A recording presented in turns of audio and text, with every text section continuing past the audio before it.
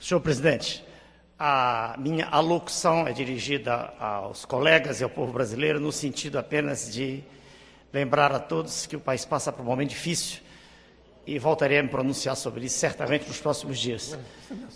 A declaração recentemente divulgada de Sua Excelência o Presidente da República cria um mal-estar na população e, diante de um fato tão grave, eu espero, e quero crer, grande parte da casa espera, assim como o povo brasileiro espera, que dentro em pouco, né, se apropie o momento em que a nossa casa se manifeste de maneira expressiva na figura de Sua Excelência, o nosso presidente, sobre um fato tão desagradável. O fato em si exige que nós todos nos detenhamos na análise daquilo que foi dito, uma vez que, em se tratando de uma revelação advinda da maior autoridade do país, é óbvio, é axiomático, que a nação brasileira espera um pronunciamento decisivo da nossa casa. Muito obrigado, senhor presidente.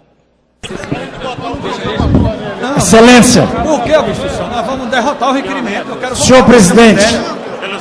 A ATB vota. Senhor presidente, o assunto é de extrema relevância. Não pode haver pressão para a votação. Que todos aqueles parlamentares inscritos tenham direito à palavra. Vossa Excelência é o presidente. E todos os inscritos têm direito a se manifestar. O que está sendo feito é um mecanismo de pressão. Estou ali sentado acompanhando. Cada parlamentar inscrito tem direito a manifestar-se para dizer o que pensa sobre uma questão tão relevante. O que está havendo é mecanismo de pressão.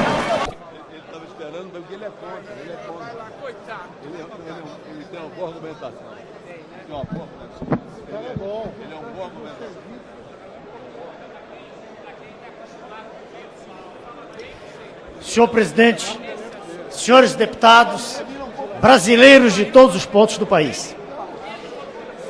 O partido que eu represento está sendo o único a dizer não ao projeto. E não terei nenhum mal-estar se eu for o único que votar contra. Mas eu vou expender para os senhores, de maneira bem clara, as razões que me levam e ao meu colega de partido a tomar essa... Não são razões de natureza religiosa. Eu fui anotando aqui e acolá os pontos que, do meu ponto de vista, são primaciais para a análise da questão. Primeiro, fala-se em pesquisa e citou-se aqui a pesquisa com cadáveres que foi negada. Vessalio raptava cadáveres, é verdade. Mas aquilo de que se está falando aqui não é pesquisa com cadáveres. Aquilo de que se está falando é o uso de embriões. No momento, embriões que estão congelados. Abrir-se-á uma porta e, como dizem os homens da agricultura, como dizem os homens do campo, por onde passa o boi, passa a boiada. Vejam, senhores, a gravidade que se esconde por trás da decisão que daqui a pouco será tomada nesta casa. Os embriões, na verdade, que aí estão, não são, como eu ouvi aqui na plateia, no nosso plenário, um amontoado e informe de células. Não, senhores. O que está ali já é, em cada caso, um novo ser vivo. Não há ninguém nesta casa, nem lugar nenhum do planeta, que possa, com base científica, negar que a vida surge no momento da concepção. Quando o espermatozoide e o óvulo se unem, naquele instante começa uma nova vida, sem nenhuma concepção religiosa.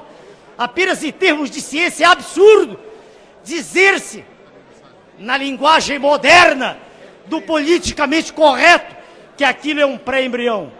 A expressão é belíssima para justificar de fato a eliminação que vai ser feita de todos aqueles embriões e de muitos outros, que depois serão retirados sob a forma grosseira de aborto ou de abortamento, para usar a expressão correta.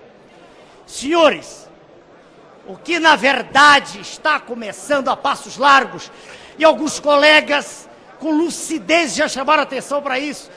É um processo de eugenia, é neomalthusianismo.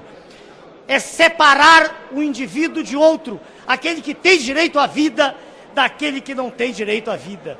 Na verdade, é interessante, e eu ouvi aqui, dizer que existe obscurantismo naqueles que defendem a tese alcunhada de retrógrada de não permitir isso. Mas eu pergunto para os senhores, o que há de retrógrado em permitir a vida? Dirão os senhores, mas há esperança. Perdoe, vamos parar com a hipocrisia. Não há nenhum trabalho científico do mundo dizendo que a pesquisa com essas células deu certo. Nenhum em animais. Nenhum. Com as células da medula óssea, sem dúvida, no Rio de Janeiro, na Bahia, foram feitos experimentos já seríssimos, mostrando regressão de processos de insuficiência cardíaca refratária, em que houve até criação nova, neoformação de miócitos, de células musculares já destruídas, com células da medula óssea, que são do próprio indivíduo, numa injeção de células da medula óssea, para cada mililitro, vai 1 bilhão de células, dos embriões todos que estão aí, todos que estão no nosso país, se todos forem destruídos, o número é irrisório, não dá para um transplante. Isso é mentira, isso é uma farsa que está sendo apresentada para quem não sabe o assunto, para quem não pensa no assunto.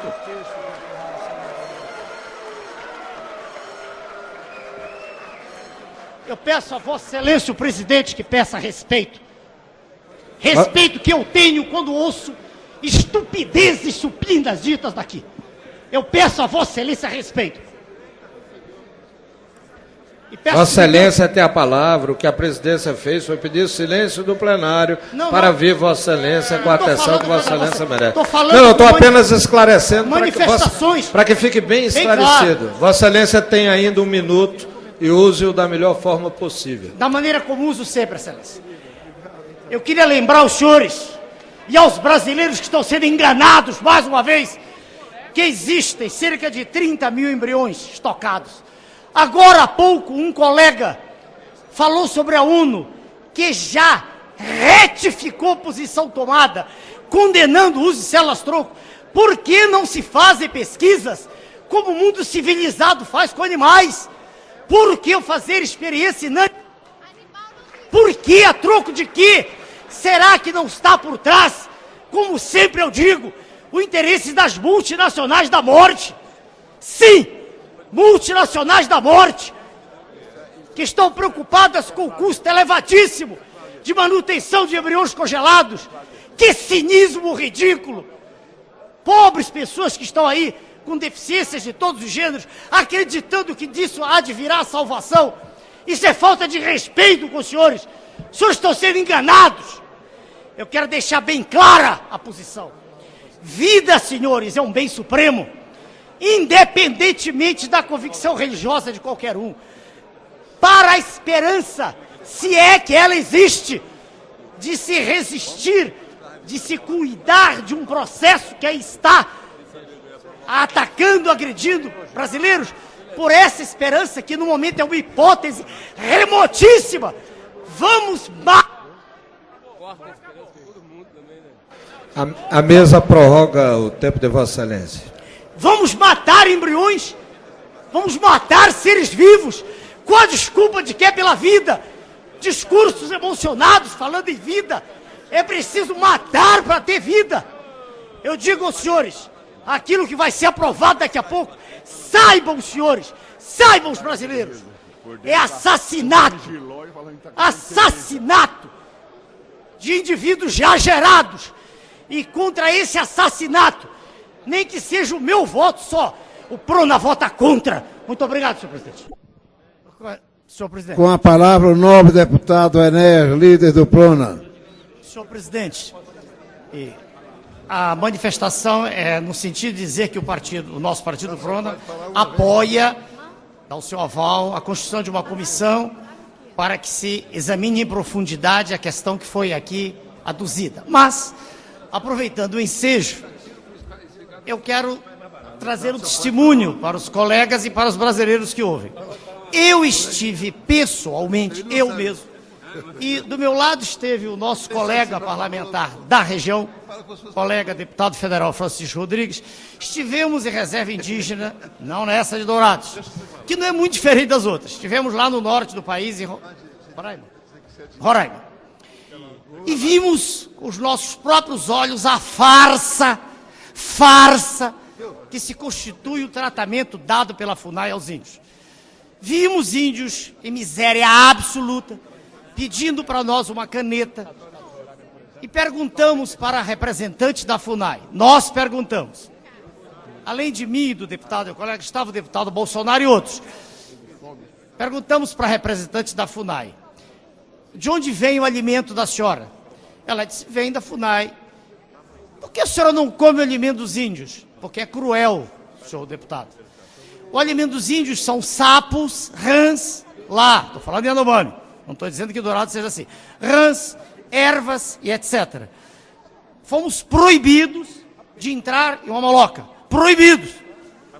E, pouco tempo depois, aqui na nossa casa, veja, eu já dei meu voto favorável, o nosso do partido, mas na nossa casa, todos nós testificamos o horror que representou a matança lá em Rondônia. E naquela ocasião também, Sua Excelência, o governador, lembra? Foi proibido de entrar na região. O que é preciso, senhor presidente? E aqui é a mensagem clara para Vossa Excelência, que está assumindo o cargo. Você que está mostrando o seu valor. Tudo bem, façamos a comissão e que ela estude. Mas o que é preciso é que nós acordemos para algo que está entrando pelos olhos, que é a farsa já institucionalizada, chamada FUNAI. Presidente, para encaminhamento é 1 minuto. O debate é depois. Esse é encaminhamento do requerimento, é 1 minuto. Desse jeito nós não vamos... Temos que respeitar o requerimento, o regimento. Se a minha palavra incomoda tanto, eu me calo, Excelência. Eu aguardei Vossa Excelência falar, fui tolerante com Vossa Excelência, sei que tolerante também com o deputado. Com menos de 1 minuto, senhor presidente. É que temos regimento e temos uma pauta para deliberar. Está segurada a palavra, Vossa Excelência, deputado. Já que Vossa Excelência permitiu, o que eu desejo deixar bem claro é que existem instituições internacionais altamente interessadas naquilo que se chama terra de índio. É outra farsa. A região dada para os índios, dá para eles andarem durante 600 anos. Eles nem conhecem a região. Tudo isso está altamente programado por um poder alienígena monstruoso que tem interesse, isso sim, nas jazidas riquíssimas que estão no subsolo brasileiro. É necessário, sim, senhor presidente, que se reavalie essa questão de modo que nós nos preocupemos com o índio, isso sim, com o bem-estar dele, com a vida dele, com a sobrevivência, e não com as potências estrangeiras que estão mandando dentro do país. Muito obrigado, senhor presidente. Senhor, peraí, calma. Senhor presidente. Prona, deputado Enéas. Tem direito a 1 minuto, senhor presidente. Tem. Vossa Excelência faz prodígios com 1 minuto. Obrigado. Tem Vossa Excelência a palavra por 1 minuto. A argumentação aduzida pelo ilustre colega, deputado Arnaldo Faria de Sá, é de uma clareza meridiana. Merece o título de uma argumentação que emerge de alguém cujo líquor não tem meningite. Claríssimo. De modo que nada há mais a acrescentar. Primeiro, eu quero dizer que na votação passada eu votei com o meu partido, eu estava fora. E segundo, dentro do meu minuto, dizer para Vossa Excelência que o Prona diz sim, algo pelo menos a favor de alguém, de uma classe, já que a reforma da Previdência foi uma punhalada pelas costas. Sim, a emenda. A presidência cumprimenta Vossa Excelência pelo uso do minuto. Verificação, senhor presidente. Verificação. Concedido a verificação. Senhor presidente, antes da verificação, eu quero a palavra como líder do partido. Senhor presidente, posso, tenho direito a qualquer momento. Senhor já houve a palavra como líder. Tem direito a 5 minutos por semana, presidente. Libera a votação. Antes da votação. Não, agora. A qualquer momento pelo regimento. Com a palavra. Muito obrigado, senhor.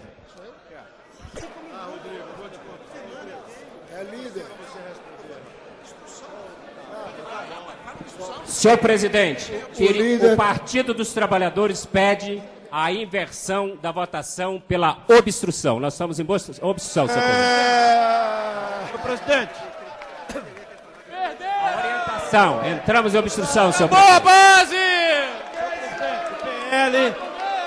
para inverter o painel para obstrução.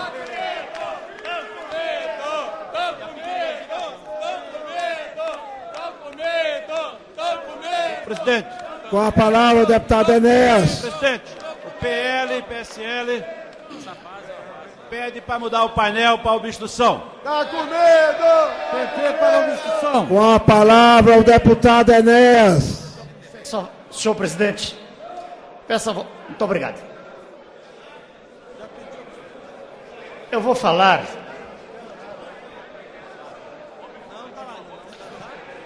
PTB obstrução, senhor presidente. Não. Vou falar assim. Presidente. PTB obstrução. Com a palavra, o deputado Enéas. Senhor presidente. Senhor presidente. Com a palavra, o deputado Enéas. Muito obrigado, senhor presidente. O que se verifica, e é extremamente lamentável ter que testificar o fato, mas o que se verifica em todos os grandes momentos de votação nesta casa é que o governo, poder constituído de fato e de direito, representado aqui pelos seus áulicos, o governo faz questão de agir à sorrelfa, de agir de maneira disfarçada, não deixando que a população, a esta hora da noite, perceba o que se esconde por trás de uma manobra tão subreptícia como essa que está sendo feita hoje aqui. A questão básica, que é atinente à medida provisória 232, um verdadeiro monstrengo jurídico, essa questão já foi resolvida de há muito. Suas excelências, os governantes, sabem, já sabiam, por tanta movimentação, por tanta discussão feita, que era absolutamente infactível aprová-la. A autoridade conspícua no cenário nacional, o doutor Osíris, que já foi secretário da Receita, chamou de o cunho argentário exagerado. Na verdade, não está mais em discussão a medida. O governo trêfego, trêmulo, percebendo que os seus alicerces estão ruindo, já corroídos pela sua absoluta inépcia da atuação governamental. O governo recua, porém, de maneira disfarçada, de maneira torpe. O governo deixa inserido no contexto um procedimento que, sem dúvida, vai melhorar substancialmente a condição de quem paga imposto de renda, uma vez que, nessas faixas de imposto de renda, não vem sendo calculada a inflação. Os 10% que aí estão colocados não são muita coisa, mas já ajudam, já melhoram a condição de quem paga imposto. E aí o governo se antecipa e, de maneira sórdida, apresenta a todo o plenário como se fosse uma decisão bonita, dizendo assim: vamos anular a medida como um todo, vamos rejeitá-la. E o governo se apresenta bonzinho, mas isso é absolutamente falso. Isso é mais uma das mentiras deslavadas. Isso é mais algo ignominioso, que faz com que as mentes lúcidas tenham um verdadeiro horror ao que se passa no nível governamental. Alguns colegas, como o líder Aleluia e outros, já mostraram a desfaçatez que consiste em dizer que não haverá prejuízo nenhum. Claro que haverá prejuízo. O que nós propusemos, quer dizer, PFL e PSDB propuseram e o PRONA também, e outros partidos já assim se apresentaram também no mesmo sentido, foi de ser fatiado o projeto. Foi de que se pudesse, nesse momento inicial, aprovar o requerimento, separarmos, apesar de ser tudo ruim, separarmos o que é menos ruim daquilo que é péssimo. Que não aumentemos mais a carga tributária. Foi esse o pedido. Quem votar sim, e nós estamos nesse bojo, está dizendo: separemos o que é inadmissível daquilo que ainda é admissível. Permitamos que se corrija embora em pequena monta, a tabela do imposto de renda. É essa a proposição.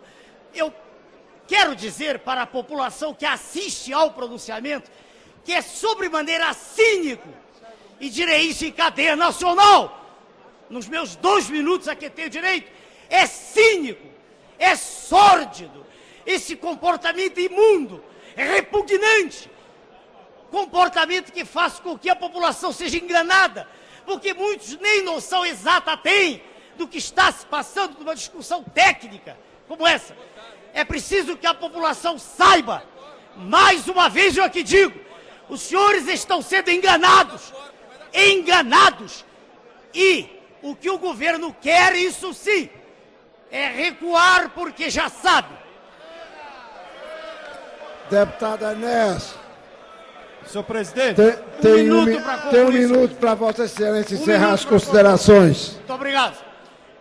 O que o governo quer é, anulando de vez, em totum, a medida provisória, o monstrengo jurídico que pensavam iria passar, ele quer, no seu bojo, tirar a chance, a oportunidade pequena de uma correção de tabela, com a promessa falaz de que daqui a 15 dias virá um novo projeto. Mas a população que há 2 anos assiste a essa decadência histriônica do Poder Executivo deve perceber que estará sendo enganada. Eu peço aos parlamentares, eu ainda não acabei, senhor, eu peço aos senhores parlamentares que estão atendendo, que estão prestando atenção às palavras, que votem sim.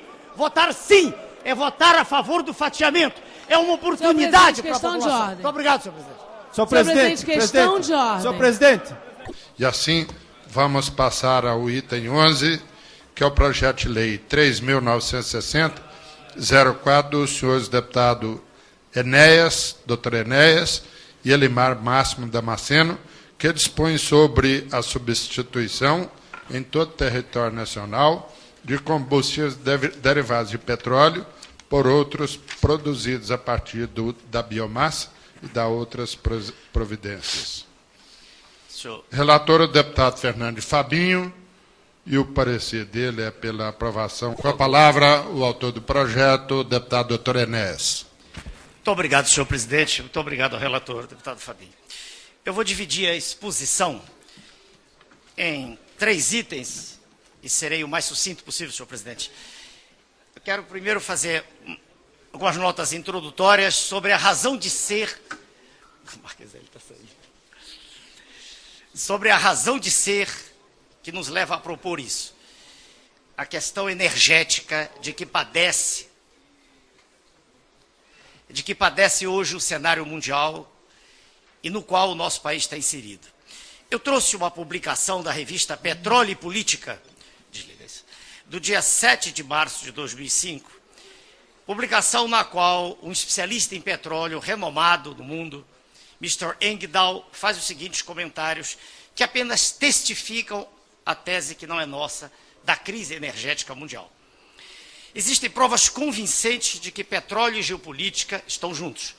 Haja vista a invasão recente, há pouco tempo, do Iraque, e a absoluta falta de consistência nos argumentos expendidos por Sua Excelência o presidente americano quando justificou a invasão. O governo americano tenta colocar uma nuvem de fumaça entre a população mundial e a realidade de hoje. A realidade, e nós podemos examiná-la sem nos determos muito, é que o petróleo está no fim. Nós estamos no fim de uma era. Na última década do século XX, de 1990 a 2000, foram descobertos 42 bilhões de barris de petróleo e gastaram-se 250 bilhões. Não, consumiram-se 250 bilhões de barris. Descobriram-se 42, consumiram, ou seja, para cada barril descoberto, gasta-se muito mais. A crise já não é uma crise para o horizonte distante, ela está aí. E haverá uma queda dramática da oferta a partir de 2010, isso é previsão, ou até antes.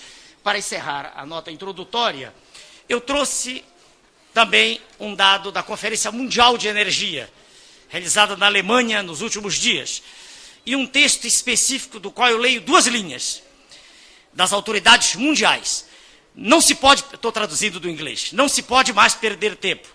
Qualquer posposição, qualquer momento em que seja protraída a solução, será irresponsável e desculpas ulteriores serão inaceitáveis. Essa é a questão, a razão de ser do projeto. O petróleo está no fim e nós temos agora, no segundo item da minha apresentação, uma condição ímpar, inusitada e ímpar, que nos dá toda a condição de darmos o grito de independência para o mundo. E a essa condição, eu me refiro falando agora do que é o nosso país. Nós temos uma extensão territorial na qual o sol está o dia inteiro. É um continente no qual um dia de sol equivale, e há fontes conspícuas documentando a informação, equivale a 120 mil usinas de Itaipu a todo vapor. Mas eu não estou falando aqui de célula para receber o sol e iluminar, não é isso. Eu estou falando de um milagre que a natureza fez com a folha de árvore, na qual, por um mecanismo fotossintético conhecido de quem estuda o assunto, a partir de CO2 que está na atmosfera de água e luz, água, CO2 e luz, nós fabricamos glicídios e lipídios. O Brasil tem condições de ser exportador de energia para o planeta. O Brasil tem condições de substituir todos os derivados do petróleo. E, na verdade, isso já começa a ser feito de maneira marginal. O projeto A Estado Biodiesel, com uma ou outra usina, já começa a mostrar que isso é factível. E, se o Brasil detém essa condição, se cana-de-açúcar já nos dá álcool, que já entra em bom percentual na composição do próprio combustível, dito gasolina, se já houve um Instituto do Álcool que conseguiu substituir a maior parte de todos os veículos, e esse projeto foi torpedeado pelo Banco Mundial. Se é inegável, mesmo lá fora, a hegemonia do Brasil no que concerne a utilização de energia advinda da biomassa. Se nós assistimos alguns dias atrás a uma conferência da Finlândia, na Comissão de Agricultura, em que o líder finlandês diz que eles estão tirando energia do lixo. Se nós não precisamos de nada disso, se nós temos condição de plantar mandioca de norte a sul do país, até como subproduto material de natureza proteica, se nós temos uma economia que nos permite plantar girassol, em 3 meses termos novamente outra safra. Se todos aqueles que andam pelo Brasil sabem da riqueza gigantesca que o Brasil tem, por que não darmos um passo à frente e nos adiantarmos e estarmos em condição de estar não sofrendo da crise que está por advir, que já está mostrando, mas estarmos na frente. Por tudo isso, e ainda nesse sentido, nós estudamos os custos para que nenhuma crítica acerba fosse feita contra os custos ou a inviabilidade, a inexecuibilidade de um projeto dessa monta. Calculando os gastos que nós temos hoje, consumo de cerca de 750 mil barris dia de óleo e cerca de 400 mil barris dia de gasolina, aos quais são acrescentados os 74 mil, aos quais está acrescentado o álcool hidratado, nós podemos dizer que o custo total do nosso projeto, estamos dispostos até a desenvolver na discussão, o custo total chega a ser ridiculamente 1% do investimento global de toda a indústria do país. No exercício de 2004 foram 280 bilhões. O nosso custo total, em números médios, trabalhando em reais, chega a ser um pouco inferior a 2,8 bilhões. Considerando-se que as grandes indústrias brasileiras já estão se preparando para os próximos 5 anos, onde a crise está se apropinquando, se já estão preparados para substituir já um percentual maior da gasolina por álcool, já estimado em torno de 18%, nós não vemos por que ser protraída essa solução. Não há nada que nos impeça disso. Está a experiência toda mundial esperando que o Brasil se pronuncie. É hora de nós darmos esse grito de independência. É hora de nós substituirmos todos os combustíveis. Deixamos no nosso projeto uma reserva para a indústria aeronáutica, uma vez que razões há, e também pode ser discutido depois, pelas quais se deve manter por algum tempo, até pelo menos que acabe, se bem que já há um avião hoje lançado a álcool, que acabe de vez o petróleo. Nós entendemos que é hora de o Brasil se levantar, é hora de nós mostrarmos para as potências internacionais que nós estamos querendo caminhar com o progresso e podemos gerar milhões de empregos, porque teremos em cada ponto do país, Recôncavo Baiano, no Paraná, no Rio Grande do Sul, em Mato Grosso, em qualquer lugar, nós teremos condições de fazer óleos vegetais. É apenas esmagar o óleo e com motores modernos, sem até a necessidade de desglicerinizá-lo. É usar imediatamente o óleo, como muita gente já faz. É termos apenas coragem. É um projeto não local, não voltado para nenhum estado em particular, é voltado para todo o país, do Acre ao Rio Grande do Sul, e que dará, sem dúvida, a redenção do povo brasileiro, uma vez que nós estaremos nos antecipando a uma crise cujos sinais já estão no horizonte. Esse é o projeto, senhor presidente. Obrigado. Obrigado. A presidência agradece ao doutor Enéas. Senhor presidente, senhores deputados, eu quero cumprimentar o deputado Enéas, o deputado Elimar, que nos brindam com esse projeto de lei que possamos estar discutindo nessa manhã, e tenho certeza que será um dos projetos que vão fazer com que essa casa possa estar discutindo ele num âmbito muito maior, fazer uma discussão maior, porque é um projeto de vanguarda, é um projeto de futuro, é um projeto onde se coloca aqui, pelos conhecimentos que os autores têm, de nós podemos produzir, a partir da biomassa, a nossa energia combustível. Para discutir com a palavra o deputado Nelson Marqueselli. Senhor presidente, se alguém entrasse no momento que o deputado Enéas estava lendo o projeto dele, ele vai falar: esse deputado é louco. Ele não é tanto, é menos. O projeto dele é um projeto de futuro, certo? Não tenha dúvida nenhuma. O petróleo está diminuindo, está acabando no planeta Terra, e o Brasil saiu na frente já com energia renovável.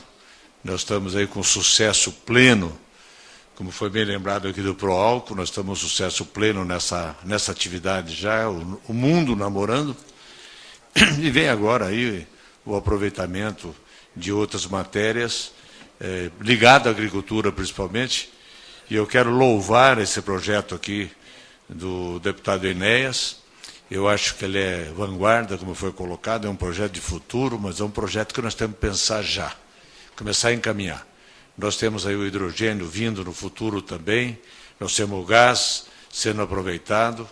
Eu acho que nós temos um caminho muito grande em substituir o petróleo, e está aqui no Brasil, é o Brasil que vai liderar, sem dúvida nenhuma, a energia do futuro.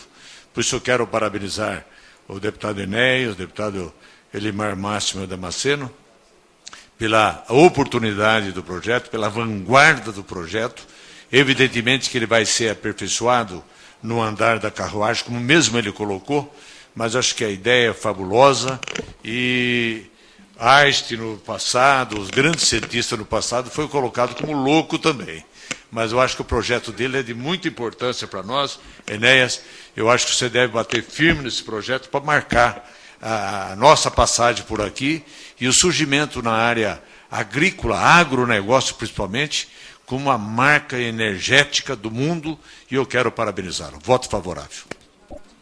Para discutir com a palavra o deputado Joaquim Francisco.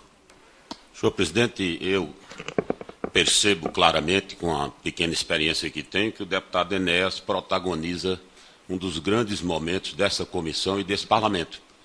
Porque as nações que se desenvolveram no mundo se desenvolveram porque foram protagonistas, né, e tomaram decisões antecipadas, tiveram a capacidade de antevisão de como seria o processo de desenvolvimento. Então, o projeto tem um estudo bastante aprofundado do deputado Enéas e do deputado Elimar, os benefícios que o projeto vai trazer na área do meio ambiente, na área de saúde, na área do emprego.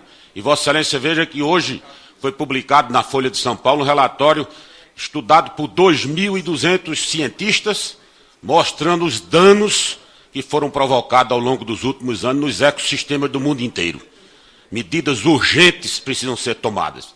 E, além disso, o projeto não é utópico, nem é um sonho, porque a experiência com a mandioca, com o girassol, com o álcool, já é, né, realizado no Brasil e em vários países do mundo. Portanto, os meus parabéns ao deputado Enéas e ao deputado Elimar pela iniciativa, e eu me sinto realmente confortável em participar dessa comissão nesse momento tão importante para a história do país.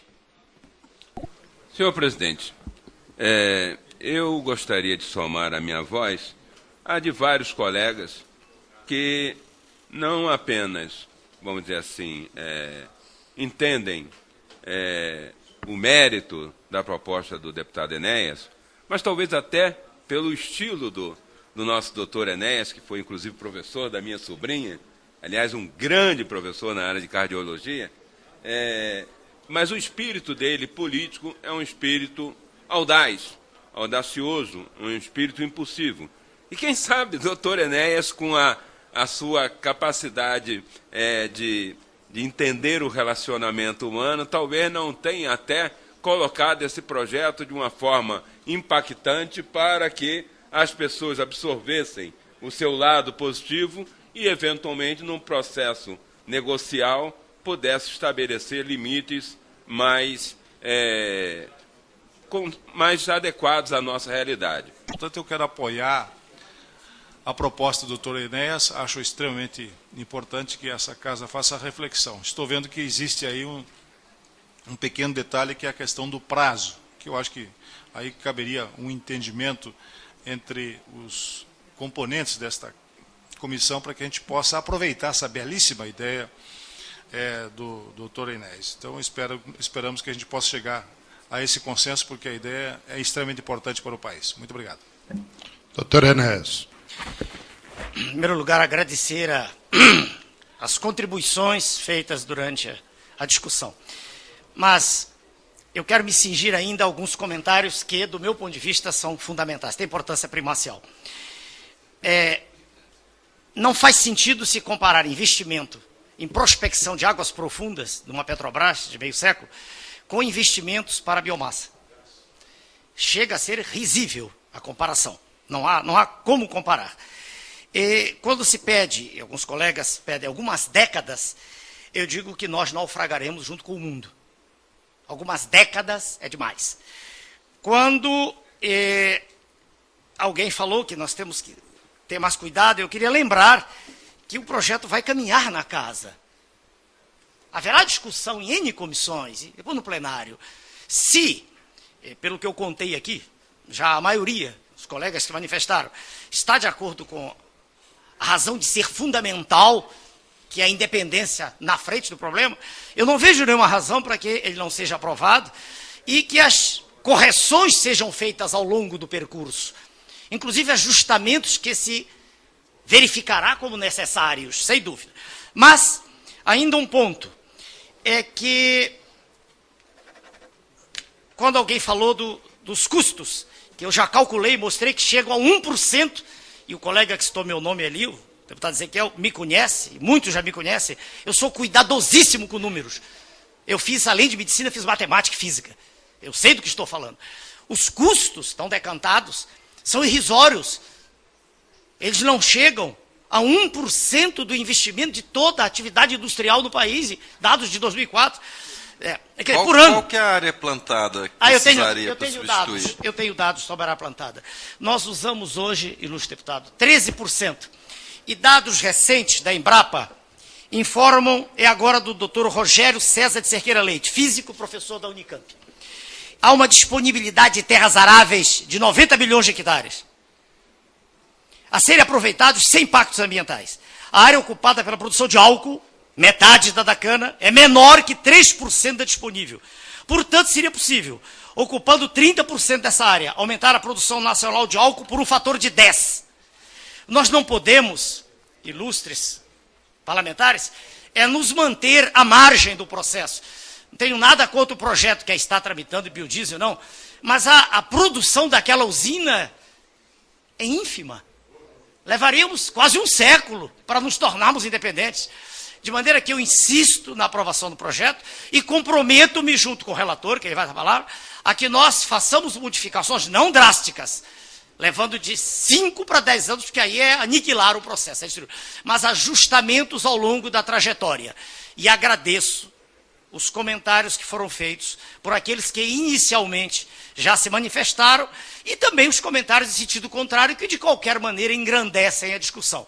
Insisto, não faz sentido se comparar Petrobras com, entre aspas, uma biomassa. Isso não faz sentido. Isso revela desconhecimento do assunto. Os custos para a biomassa são ridiculamente pequenos. Haja vista que... E a Comissão de Agricultura também não é verdade. Dizer que os colegas da Agricultura se manifestaram com isso não é verdade. Depende de quem foi consultado. Porque eu sou da Comissão de Agricultura. E o ilustre doutor Caiado, presidente daquela comissão, já me convidou para, em particular, apesar de o projeto não estar lá, junto com o doutor Mendes Tame, trabalharmos na agricultura energética. Isso quer dizer, senhor presidente. Senhor presidente, só uma palavra, pela ordem. Só uma palavra, senhor presidente. Se não apresentarmos... Desculpe. Se não apresentarmos o projeto, não há demanda. Nós temos que acenar para o produtor. Acenar para ele. Por isso que eu peço a excelência, e nós temos maioria aqui, seja, senhor relator, apresente o projeto, por favor, para votação, e o presidente, porque nós prossegue depois de outras... Antes de conceder a palavra ao relator, a presidência dá a palavra ao deputado Ronaldo Dimas. Vou insistir novamente, senhor presidente, no que o deputado Marcheselli acabou de falar. Todo mundo está favorável. Mas impor que em 5 anos a matriz seja totalmente substituída é inaceitável. Nós não temos condições de aprovar isso aqui na comissão. Né? Não é possível, porque é uma imposição ao mercado.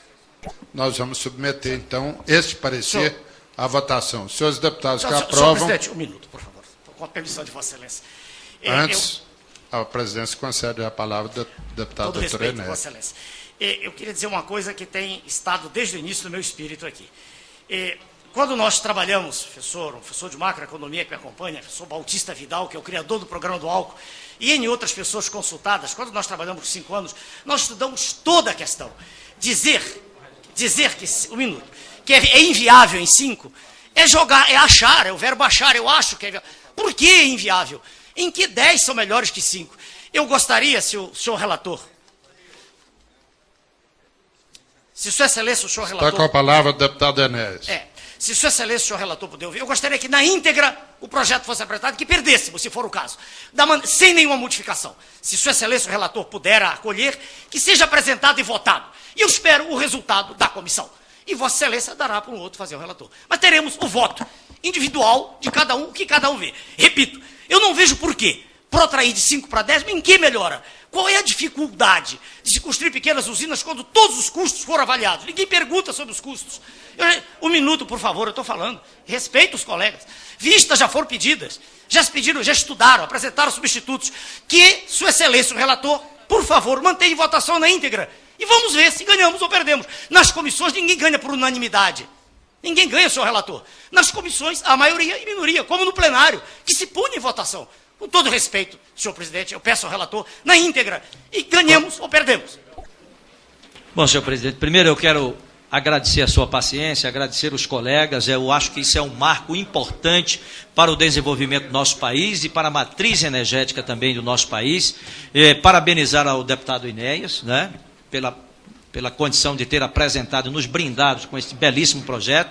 Agradecer também a compreensão dos nossos colegas por ter nos acompanhado no nosso voto. E eu tenho certeza absoluta que isso é um projeto que vai modificar a história do nosso país. Com isso, eu quero agradecer e parabenizar a todos. Senhor presidente, a posição já foi tomada... SB em obstrução, senhor presidente, corrija.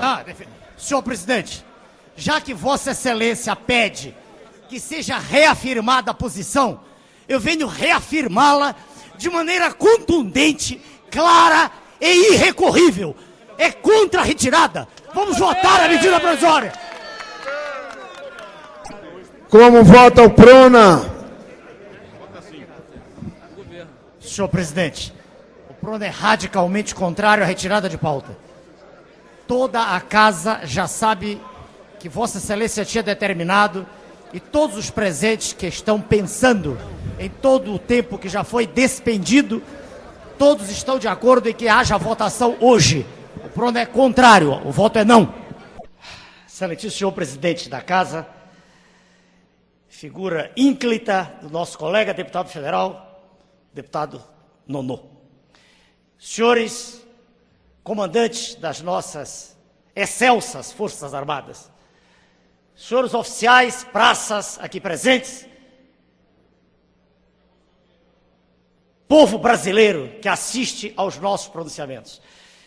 No final de uma solenidade como esta, que se iniciou com a obra de retórica do nosso presidente e que prosseguiu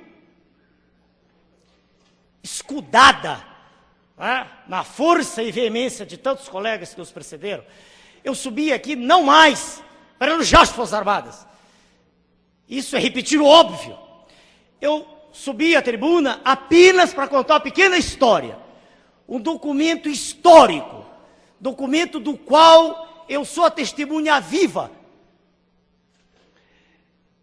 Para os que não sabem, apesar de ser ridículo, né, eu me dirigi à população brasileira dizendo isso, mas para os que não sabem, eu sou de origem extremamente humilde. Meu pai era um barbeiro, e quando faleceu, fiquei órfão e comecei a trabalhar aos 9 anos de idade. E sonhava, já desde aquela época, entusiasta que era do conhecimento humano, sonhava em ser médico. Na verdade, meu presidente, eu queria ser um cientista, mas era demais, eu ser médico, tá bom. Eu queria estudar medicina.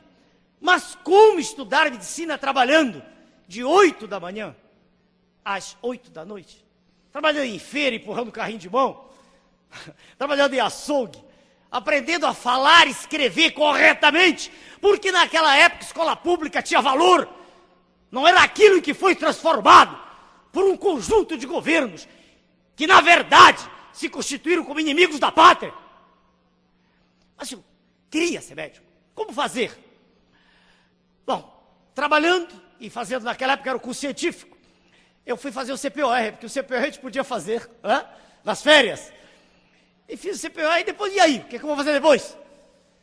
E alguém me disse que havia um curso no Rio de Janeiro, eu estava na época egresso do Acre, estava em Belém do Pará.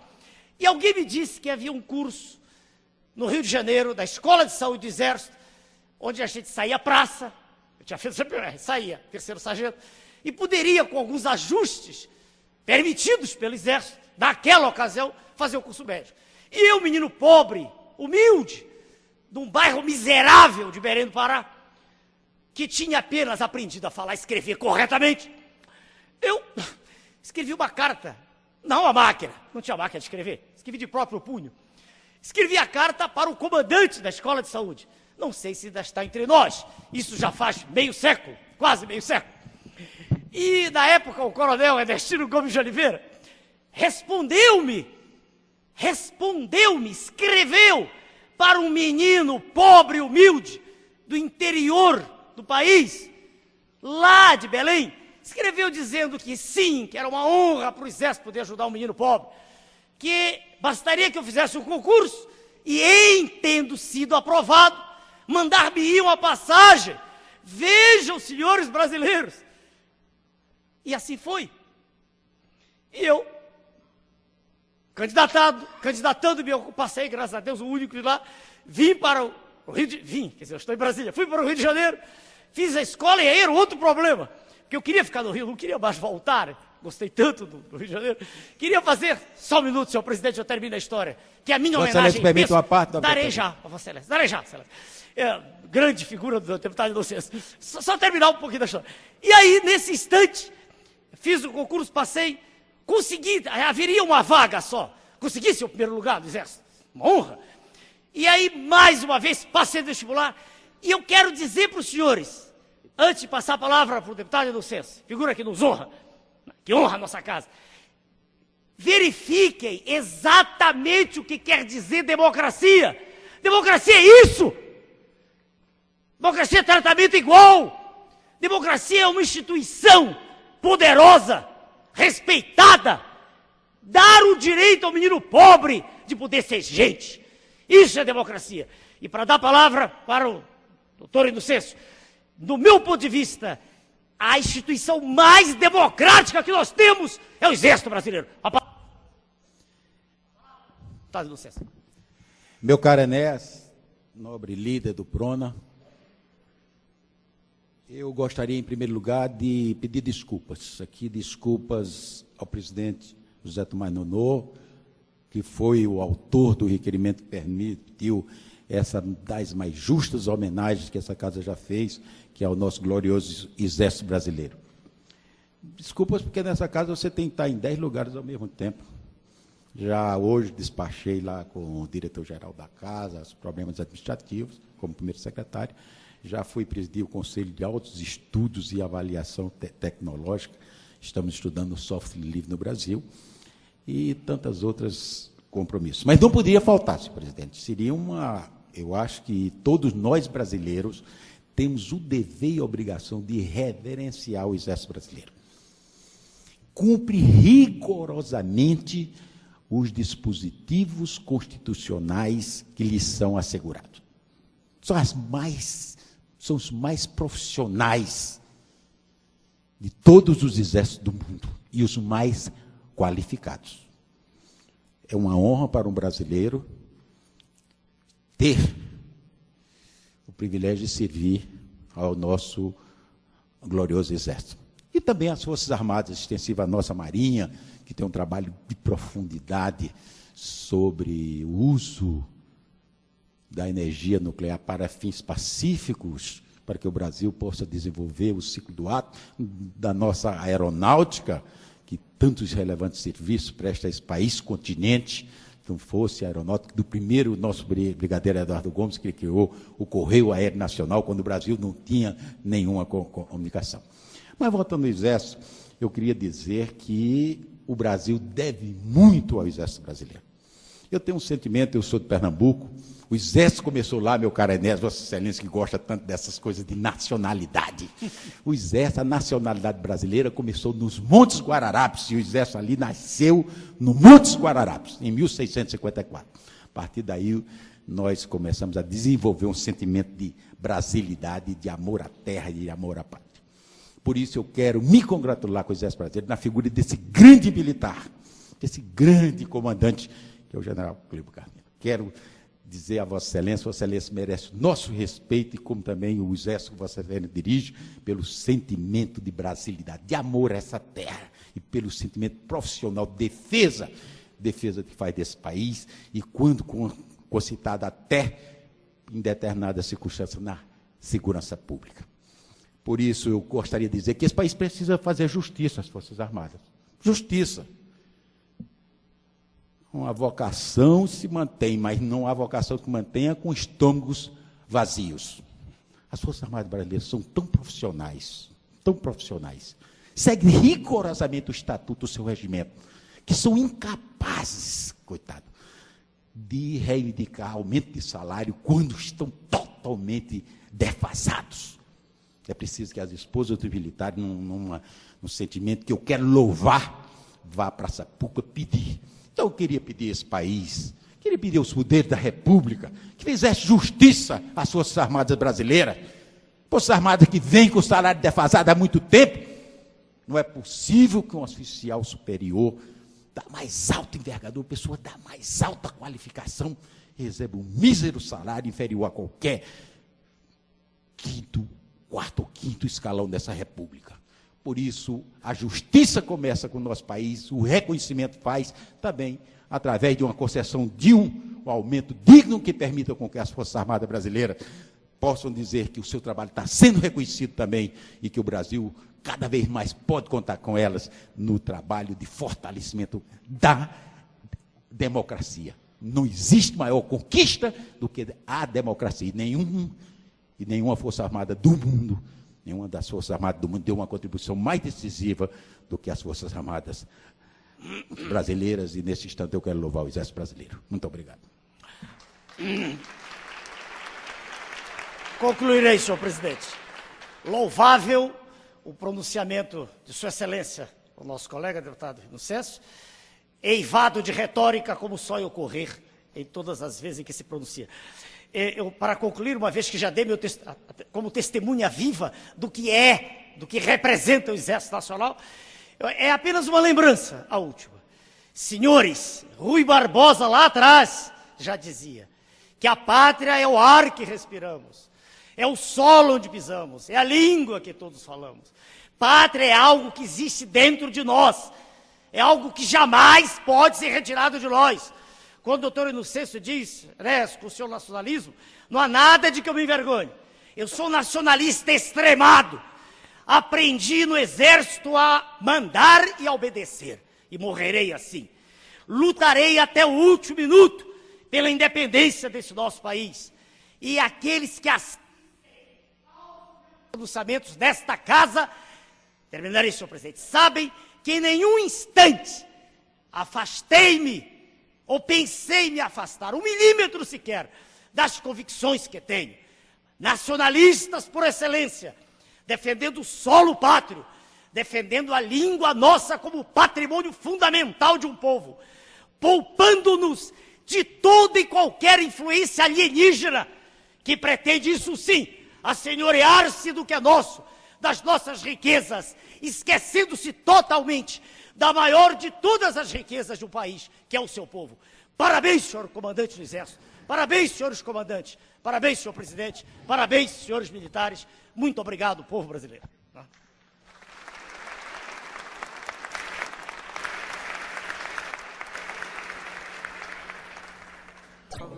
Onde são erratas no Ministério do Transporte, são coisas simples. Por exemplo, regularizar em lugar de urbanismo. Senhor presidente, em lugar, nesta casa, meu caro João Leão, nesta casa, é comum, quando a gente tem alguma preocupação em retificar algum documento produzido, que se faça uma distribuição para prévia leitura. Vossa Excelência não está fez. aí desde a sessão anterior. Todos desconhecem o texto, então não dá para concordar com isso. A presidência não vai colocar. Não adianta. Encontra-se em tramitação no Congresso Nacional. Antes da palavra ao nobre deputado do Prona. Veto parcial número 25/2003, aposto ao projeto de lei número 2/2003-CN, que dispõe sobre as diretrizes para a elaboração da lei orçamentária 2004 da outras providências. Tendo em vista que a matéria já perdeu sua oportunidade, essa presidência, nos termos do artigo 334 do Regimento Interno do Senado Federal, primeiro subsidiário do Regimento Comum, declara o mencionado veto prejudicado e determina o arquivamento da matéria, abrindo, entretanto, o prazo de 2 dias úteis a partir deste momento para interposição de recurso a esta decisão. Concedo a palavra para falar em nome do Prona ao seu líder, o nobre deputado, líder na Câmara dos Deputados, o nobre deputado Enéas Carneiro. Senhor presidente, meu presidente Inocêncio, meus colegas da Câmara e o povo do Brasil que até esta hora ainda assiste aos pronunciamentos. Causou-me espécie ontem, no final do expediente da nossa casa, quando recebi um comunicado do líder do PFL, deputado Rodrigo Maia, de que eu não estava na lista dos que tinham assinado a CPI. Tinha havido uma divergência entre a minha assinatura aposta no documento e a assinatura que uso habitualmente. Quando eu digo que a mim causou espécie, eu quero ratificar bem o espanto. Há mais de 5 décadas, desde a adolescência, em todos os documentos meus eu uso a mesma assinatura. Não entendo, mas, mesmo não tendo compreendido a razão de ser da divergência, redigi instantaneamente o outro documento e encaminhei-o, através do deputado Rodrigo Maia, a tramitação normal. O documento chega à mesa, com a assinatura que foi recebida original, às 19h50. Já consultei uma jornalista que estava aqui presente, do lado de um assessor aí do PFL, e porque o Prona, por ter perdido a liderança, uma vez que é de 6 deputados, eu tenho 2, eu pedi a um colega, que é assessor aqui, verificasse. E a informação que tive é que o jornal realmente fechou, se é que fechou, antes das 19h50. Mas incomoda-me profundamente a manchete sob a qual, quer dizer, abaixo da qual, está o Prona apenas com um deputado que é o meu colega pré-claro, o doutor Elimar. A manchete é: governo libera 200 mil, não são mil, provavelmente milhões, a parlamentares. Que fique clara uma questão. Desde que a esta casa cheguei, fui sempre peremptório após um mês de observação das atitudes governamentais, fui sempre altamente claro na crítica que venho fazendo ao governo federal. Não há por que lançar diatribes nesse instante, mesmo porque elas já foram feitas de todos os lados, com todas as palavras, usando todos os recursos que a linguística e a retórica conferem aos pronunciantes, aqueles que pronunciam. Mas um ponto que é vital é o seguinte: é desagradabilíssimo, principalmente para quem tem o cuidado permanente de se manter absolutamente isento de qualquer acusação, que veja seu nome retirado, como se não tivesse assinado a CPI. O documento foi encaminhado, quer dizer, para todos aqueles que assistem ao pronunciamento. Eu assinei porque o fiz, não porque tenha coisa alguma contra o meu colega daqui desta casa, porque, ao contrário, tenho apreço e estima, o deputado Roberto Jefferson, nada disso, apenas porque ele próprio, da tribuna, quando se defendeu, e numa defesa brilhante, disse que assinaria a CPI. Ora, por que irmos contra isso? Uma vez que ela é um instrumento oficial, através de que se faz a verificação, sem dúvida, de ter havido ou não comprometimento de alguém. Então, assinei, ratifiquei, e quero que fique bem clara a posição. Não aceito, e que os dirigentes da Folha de São Paulo, por favor, corrijam a informação, que fique clara aqui a questão. A divergência de assinatura, não sei por que foi assinalada, causa espécie a quem assina do mesmo jeito há mais de meio século, mas que seja feita a correção e que não paire dúvida, do meu ponto de vista, do partido, encerrarei, senhor presidente, do PRONA, partido do qual tem a presidência, a nós, e quero crer a maioria desta casa, interessa que se instale a CPI, apenas para que sejam esclarecidas as dúvidas e para que não paire qualquer desconfiança sobre colegas acerca dos quais deve haver o maior respeito. Muito obrigado, senhor presidente. Eu gostaria de informar ao nobre líder Enéas que na lista das 254 assinaturas conferidas, o nome de Vossa Excelência consta, bem como do outro deputado do PRONA, que é o nobre deputado Elimar Máximo Damasceno. Então, os dois constam na lista. Obrigado a Vossa Excelência. Nada mais a menos. Senhor presidente, questão de ordem, senhor presidente. Declara encerrada a sessão. Senhor presidente, questão... Senhor presidente Severino Cavalcante, colegas que integram a mesa, diretora da Câmara, colegas parlamentares, povo brasileiro.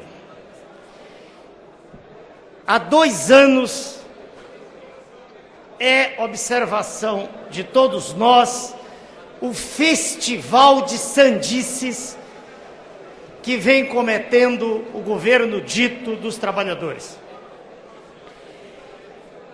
Causou-nos espécie, desde que aqui chegamos, o conjunto de aleivosias, de mentiras apresentadas a favor da chamada e tão decantada reforma da Previdência. Apunhalaram-se os aposentados, assaltaram-se os contribuintes, deles cobrando taxas absolutamente extorsivas, fazendo com que o Brasil fosse praticamente o campeão. Desculpem, senhores cidadãos brasileiros, em tudo aquilo que não devia ser feito por um governo. Eu estava no meu gabinete, sentado, e naturalmente triste com tudo que vejo ocorrendo, ainda mais daquilo que nos chega egresso do alto comando da nação, que por definição apenas tem esse nome porque não comanda coisa alguma. É a absoluta definição inconcursa da inépcia absoluta e plena no ato de governar. Estava no meu gabinete em convalescença de um exame médico sério.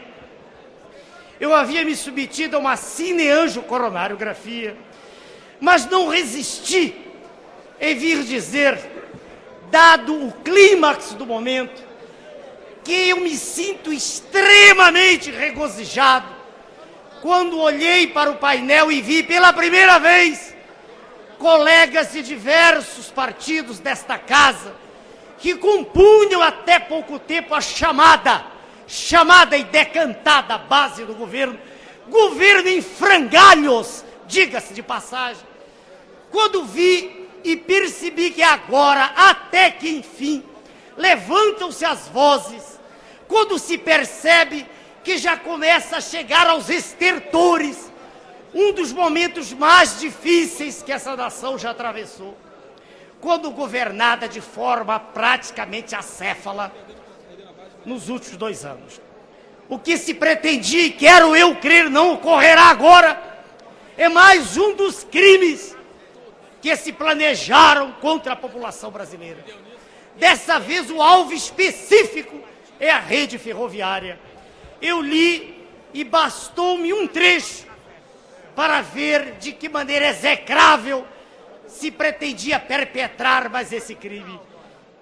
Diz aqui, procedimentos administrativos e assunção dos encargos decorrentes do processo de extinção. Extinguir por quê, senhores governantes? Acabar por quê? Nos discursos eivados de retórica que os senhores proferem, não há um pingo de verdade. Cessem de tanta hipocrisia. Reconheçam de público. E isso eu disse a Sua Excelência o Presidente, num café para o qual todos fomos convidados. Falar de quê? De que dificuldades? Se este ano, agora 2005, o Brasil assume o compromisso no orçamento, nas palavras do senhor secretário do Tesouro Nacional, de pagar 176 bilhões de juros, 176 bilhões em um ano, são quase 15 bilhões ao mês. Quem é que pode ter a coragem, que pretensa veleidade estúpida, estólida, imbecil, que falta de critério, dizer que tem que extinguir a rede ferroviária? Que absurdo é esse? Graças a Deus, pela primeira vez, eu vejo as legendas dizerem, quase uníssono, o voto não. O meu pronunciamento é para todo o Brasil. O meu pronunciamento não é específico para os senhores, é para todo o Brasil. Quero eu crer que começa a vicejar.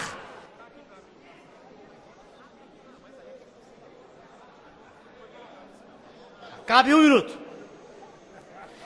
Quero dizer não só para os senhores, para todo o Brasil, que começa a vicejar, que começa a medrar nesta casa uma esperança.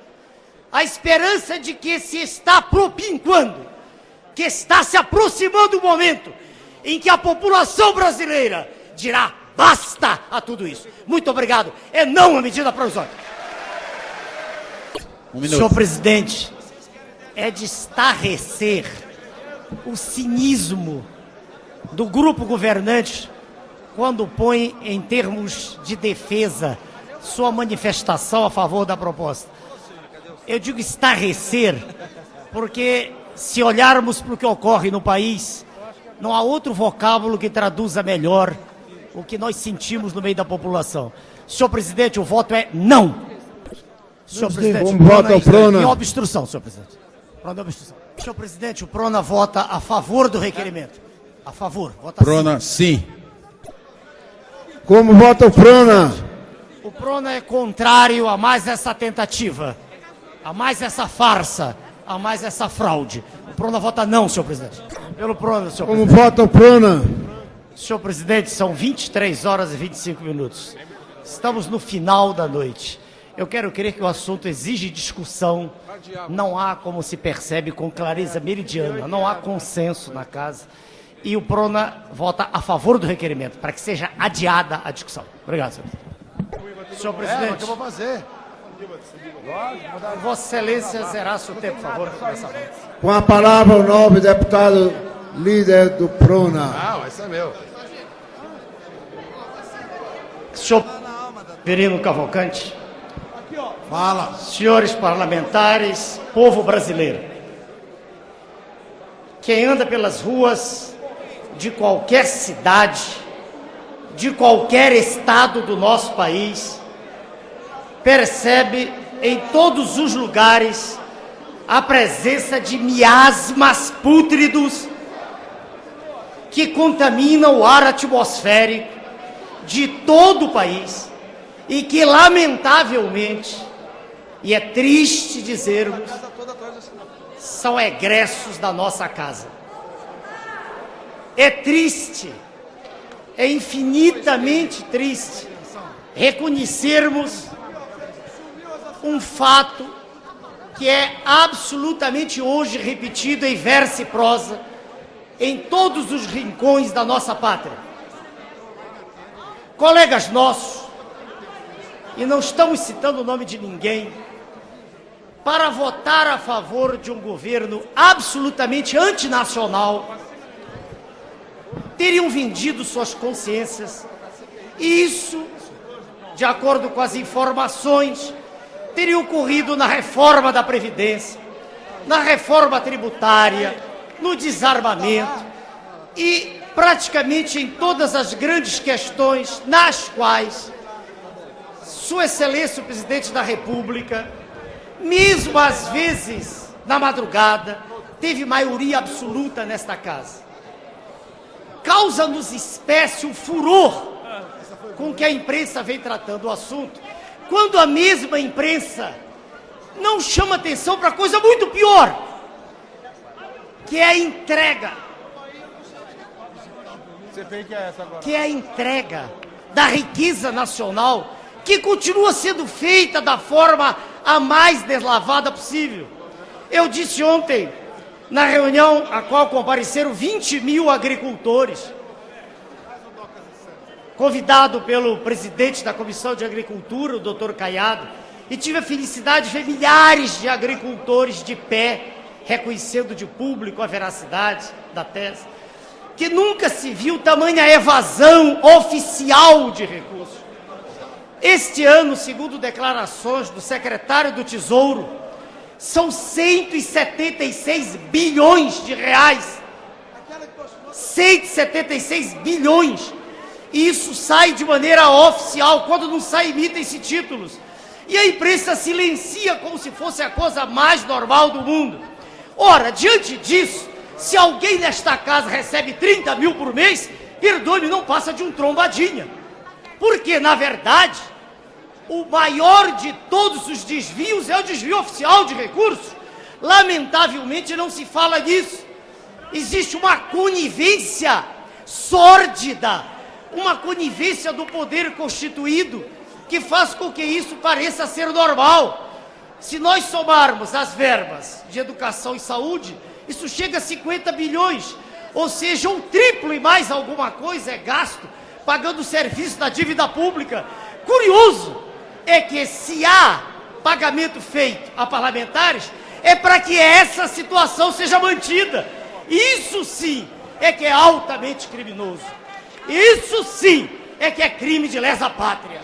Porque aqueles que para cá vieram, quero eu crer, vieram se não pensando, de maneira mentirosa, pelo menos dizendo que eu lutar contra esse estado de coisas. Eu tenho a felicidade que está dentro de mim e que de quando em quando transborda. Um minuto eu termino, senhor presidente. Que desde o dia em que aqui cheguei, fui absolutamente fiel a todos os meus compromissos.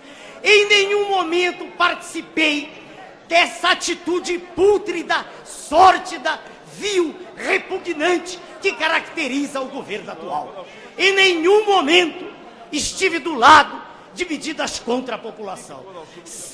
Entrei com 6 deputados, com os meus votos. Na verdade, é bom que seja claro, foram 1.570.000 votos, sem aliança de prefeitos, vereador de nada.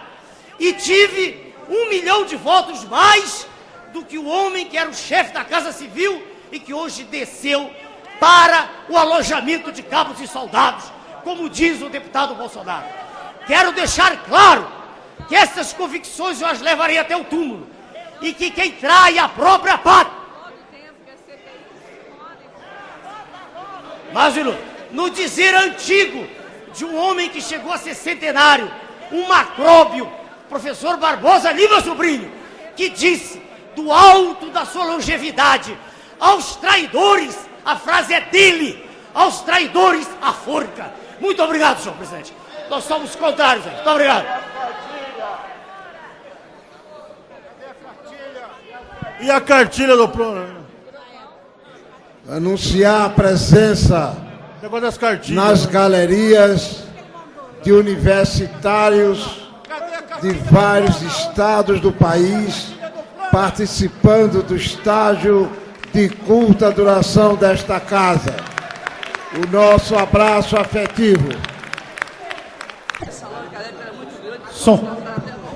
Senhor presidente, é evidente que os ânimos se exaltaram. Diatribes são proferidas de lado a lado. É compreensível. Diatribes quer dizer ataques, para quem quiser. Estou traduzindo. Senhor presidente, é compreensível que fique assim. Mas é interessante que nós atentemos para alguns fatos. Primeiro fato, por que os governistas que querem essa CPI específica para mensalão da Câmara atual e para a compra de votos no passado, por que, como disse o deputado Babá, esperaram 2 anos e alguns meses para isso? Por quê? Não há resposta. Os governistas silenciaram. Segunda questão também que é importantíssima. Quando o vice-presidente, a egrégia figura do deputado Nonô, apresentou aquela folha de papel amarfanhada, um diário oficial feito às pressas. Como vota, presidente? Como vota? Eu sou o deputado que menos fala na casa. Mas nesse momento tem 1 minuto. Está assegurada a palavra a Vossa Excelência. Senhor presidente, quero lembrar que eu não chateio, não incomodo a plateia. Quando fala além do tempo previsto no regimento, chateia sim. Vossa Excelência tem que aprender a falar primeiro. Fala muito mal. Comete erros de português. Vá aprender a falar primeiro. Estude primeiro. Com licença, senhor presidente, para terminarei. E peça ao líder do PT que aprenda a ouvir, que ele não sabe. Vai estudar. Senhor presidente, o governo está esfacelado, em frangalhos, já acabou. É um zumbi, é um morto-vivo. O Prona vota não, a interrupção. E o Prona quer continuar discutindo até a madrugada. Obrigado, senhor presidente. Como vota a liderança do governo? O Prona... Não, é obstrução. O Prona entra em obstrução, senhor. Como vota o PV? O Prona vota sim, senhor presidente. Senhor presidente tem o direito de defender? Vossa Excelência me dá o direito de defesa? Vossa Excelência tem a palavra. As considerações são ofensivas. Vossa Excelência me garantisse o tempo, da mesma forma que eu garanti a Sua Excelência o... Vossa Excelência tem o mesmo tempo que teve o deputado Luiz. No sentido de não ser interrompido como não o fiz. É notório nesta casa que eu jamais dirigi minha palavra a Sua Excelência, o líder do PT. Jamais. Em 2 anos e alguns meses, jamais lhe dirigi a palavra. Sua Excelência é petulante, Sua Excelência é atrevido, e naquele instante eu não o agredi. Apenas, já por 2 vezes nesta casa, quando começo a falar, preocupado como é natural, Sua Excelência me interrompe e eu me calo. Isso ocorreu 2 vezes. Tenho testemunhas aqui do meu lado. Então, isso que Sua Excelência está dizendo é mentira. Eu não ataquei. O que eu disse é verdade. Sua Excelência é profundamente ignorante. E que não façamos aqui, nesta casa, a apologia da ignorância, que ali... Senhor presidente, deputado não pode ser dirigido ao deputado dessa forma. A palavra está garantida ao doutor Enéas. Tem Vossa Excelência a palavra. Eu não ataquei moral, eu não ataquei...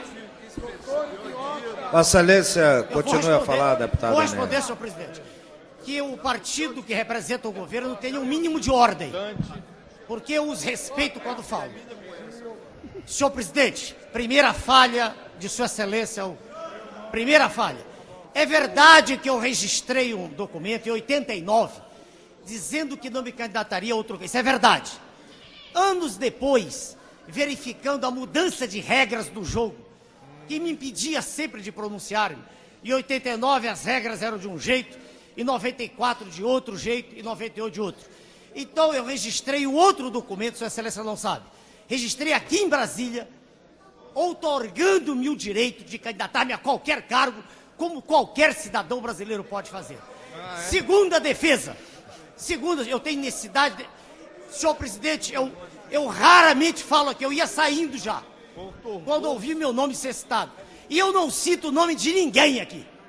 Ninguém. Vou falar sobre cartilha. No partido político que eu presido e que criei com meus próprios recursos, eu decidi em 94 ter uma fonte de receita legítima e não vendendo a nação, não vendendo voto. Eu decidi que eu vou falar de cartilha, por favor, tenham respeito, pelo menos.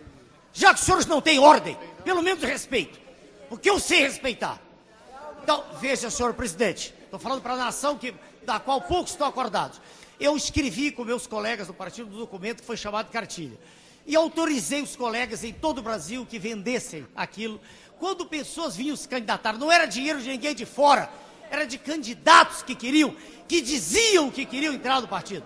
Era do grupo, não era mensalão, não era dinheiro sórdido, entregue a deputados para votarem com o governo. Não era esse imundice que aqui está. Espera aí.